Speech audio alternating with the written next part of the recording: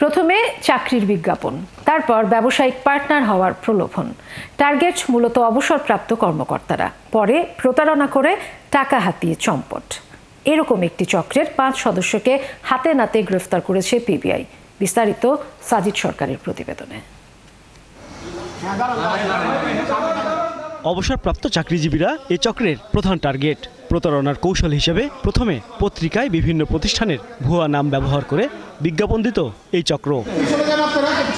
প্রথমে চাকরির প্রলোভন, পরে ব্যবসায়িক পার্টনার। এভাবেই ধাপে ধাপে চাকরি থেকে অবসর নেয়া ব্যাংক কর্মকর্তা হেলাল উদ্দিনের 52 লাখ টাকা হাতিয়ে নিয়ে কলাবাগানের অফিস ছেড়ে পালিয়ে যায় চক্রটি। আমি 21 তারিখ 30 লাখ টাকা নিয়ে আসলাম এবং আমাকে গাড়িতে দিয়ে ব্যাংকে যাইয়ে আমাকে গাড়িতে যেয়ে নিয়ে আসছে আর কি, টাকা সহ ওই আলামিন। পরবর্তীতে 30 লাখ দিয়ে গেলাম। পরবর্তীতে 1 দিন না 2 দিন পর আমাকে বল কি টাকা তো আরও লাগবে। কেন? মানে টাকা তো আমার যা জোগাড় করার কথা ছিল, আমি সব জোগাড় করতে পারি নাই, আরও 20 লাখ টাকা লাগবে। দেখ 20 লাখ লাগবে, আপনি 10 লাখ দিন। আমি আবার 24 তারিখ আবার 10 লাখ দিছি। এই ঘটনায় মামলার তদন্তের সময় চক্রটির মগবাজারের অফিসের সন্ধান পায় পিবিআই। সেখানে অভিযান চালায় সংস্থাটি।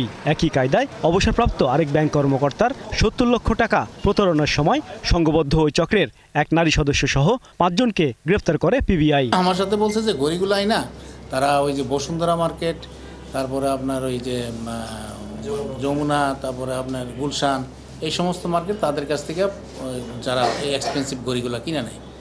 আমার কাছে আবার এত মানে বলে নাই, টোটাল বলছিল আমারটা আবার একটু অ্যামাউন্ট ছোট, 3 কোটি টাকা, ওনারটা একটু বেশি বলছে। পরে সংবাদ সম্মেলনে বিস্তারিত জানায় পিবিআই।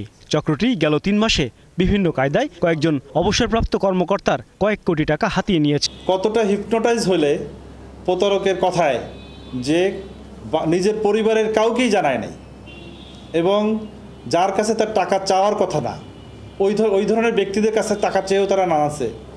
নাতি জামাই, ভাগ্নি জামাই, এরকম নানা ব্যক্তির কাছ থেকে যাদের কাছে টাকা চাওয়ার কথা না, লজ্জার কারণে চাওয়ার কথা না, কিন্তু তাদের কাছ থেকে টাকা চেয়ে আনছে, কিন্তু বলেও নাই কী কারণে আনতেছে। সেই পাশাপাশি বসে খুব আদর করে কথা বলা হয়, হাতের উপর হাত রেখে, কোরআন শরীফ রেখে যখন তাকে বোঝানো হয়, অনেক লাভের কথা বলা হয়, অনেক সুযোগ সুবিধার কথা হয়, কাস্টমার দাঁড়ানো আছে, কাস্টমাররা অ্যাডভান্স টাকা দিয়ে গেছে, তখন মানুষ মনে করে যে অনেক লাভ, টাকা দিলেই তো টাকা আসতেছে, কোনো ব্যাপার না, এই তো ফর দ্য টাইম বিং 1 সপ্তাহের মধ্যে টাকা আবার চলে আসবে, কোনো ব্যাপার না, হ্যাঁ 2 মাসের মধ্যে টাকা দ্বিগুণ হয়ে যাবে, এইরকম একটা বিষয়। তখন কিন্তু মানুষ প্রলোভনে পড়ে এই কাজগুলো করে। এর আগে জুন মাসে অভিযান চালিয়ে এই চক্রের অন্যতম সদস্য আব্দুল আজিজকে গ্রেপ্তার করা হয়। পরে তার দেয়া তথ্যে গোয়েন্দা নজরদারি বাড়িয়ে মূল হোতা আশরাফুল ইসলাম বাবু ওরফে মাহবুবুর রহমান সহ 5 জনকে গ্রেপ্তার করা হয়। তাদের বিরুদ্ধে বিভিন্ন থানায় একাধিক মামলা রয়েছে। একটু লাক্সারিয়াস। সাজিদ সরকার, 71, ঢাকা।